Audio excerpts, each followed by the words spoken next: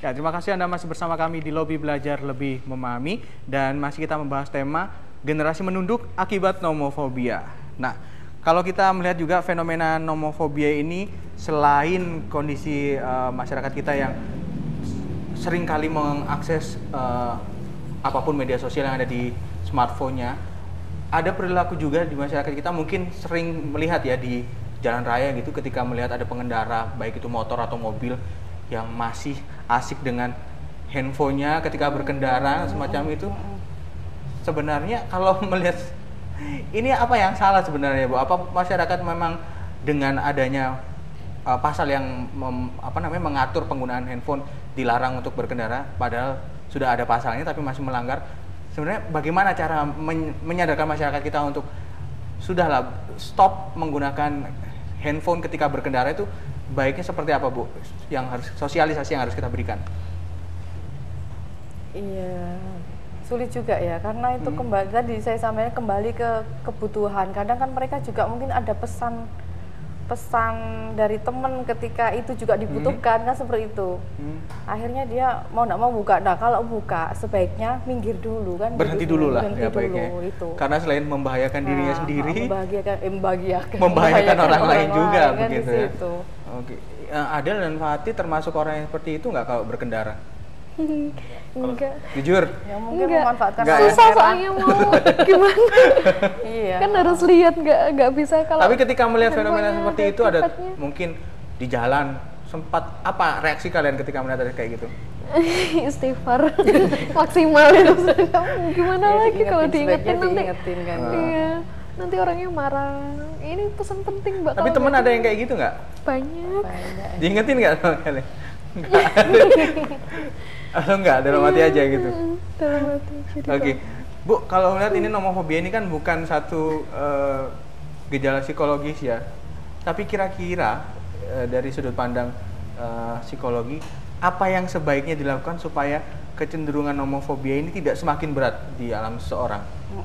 Misalnya kalau teman sudah berinteraksi sosial, sudah tatap muka misalnya, ya nggak perlu lah berinteraksi lagi banyak-banyak lewat BBM dan lain-lain gitu ya. Sudah ngobrol, ketemu di kampus misalnya, atau ketemu di tempat kerja, nanti di rumah masih BBM-an lagi atau WA kan seperti itu kok seperlunya saja sebenarnya seperti itu. Kalau memang itu perlu, kecuali mungkin ada nasihat-nasihat tertentu, ada masalah apa dan itu memang butuh solusi segera, bolehlah seperti itu kan gitu.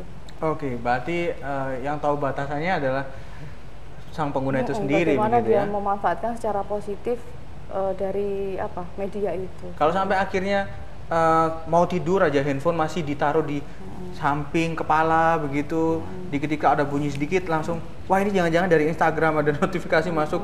Kalau sampai kayak gitu gimana, Bu? Orang yang di tahapan seperti itu belajar untuk menahan diri dari itu ya. Karena mungkin saya dulu sih kalau pegang HP juga malam-malam takut ya, karena mesti takutnya ada berita duka kan seperti itu. Kalau dulu ya. Kalau sekarang kan malah ditunggu-tunggu karena jam-jam itu banyak orang online malahan kan seperti itu. Kalau ada sendiri termasuk yang kayak gitu gak? Ketika tidur handphone masih ditaruh di samping pala gitu? Iya banget. Berarti juga mengiyakan kayaknya. Tidurnya nggak berkualitas. Iya, tidurnya nggak berkualitas. Itu yang menyebabkan tidur berkualitas. Karena kita nggak ada yang bangunin di kosan, jadi mau nggak mau yang taruh. Itu jadi pembenaran tuh. Oke.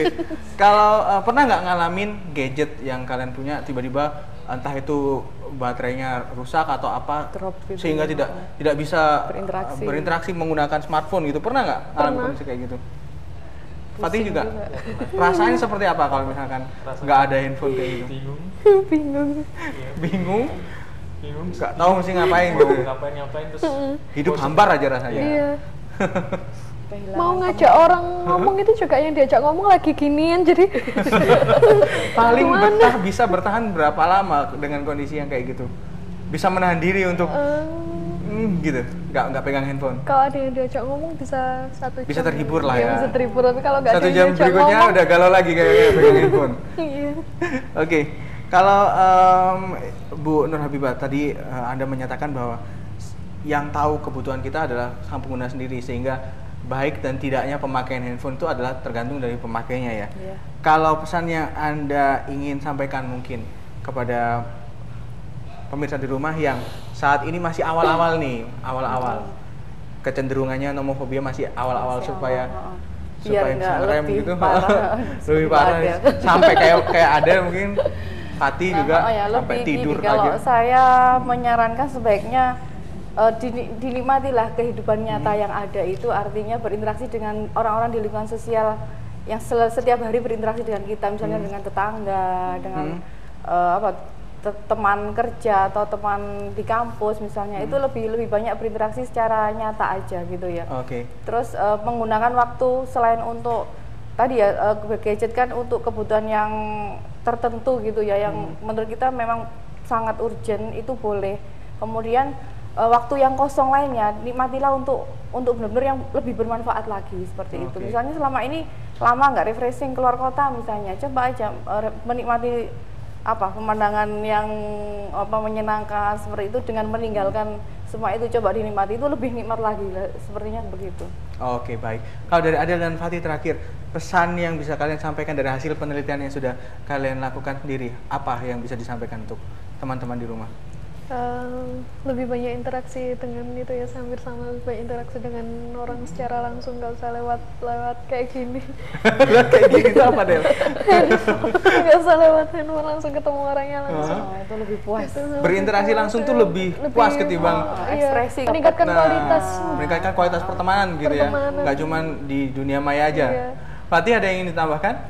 Kalau saya manfaatkan gadget itu sesuai dengan kebutuhannya. Jadi misalnya jangan sampai kita yang dipengaruhi gadget, tapi kita yang membawa gadget itu membuat diri kita sendiri lebih baik. Nah, jangan sampai gadget yang menguasai kehidupan kita begitu ya, sehingga waktu kita untuk istirahat jadi kurang, kesehatan juga akhirnya menurun karena harus setiap detik, setiap menit ngelihat gadget begitu ya. Baik, sekali lagi terima kasih atas waktunya bersama kami, Fatih, Adel, Ibu Nur Habibah. Semoga ini juga menjadi satu masyarakat juga memberikan kesimpulan tersendiri ya, bagaimana pemanfaatan gadget dalam kehidupannya. Nah, inilah akhir dari lobby pada malam hari ini. Terima kasih untuk supportnya dari Skyline Furniture. Terima kasih teman-teman dari UNER dan Ibu Nur Habibah. Mewakili teman-teman yang bertugas, saya Dedi Irawan, pamit undur diri. Selamat malam. Wassalamualaikum warahmatullahi wabarakatuh. Bersama di sini kita coba menemui.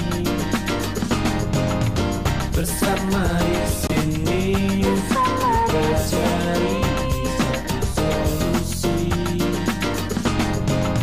Bersama di sini coba bersama di Arek TV.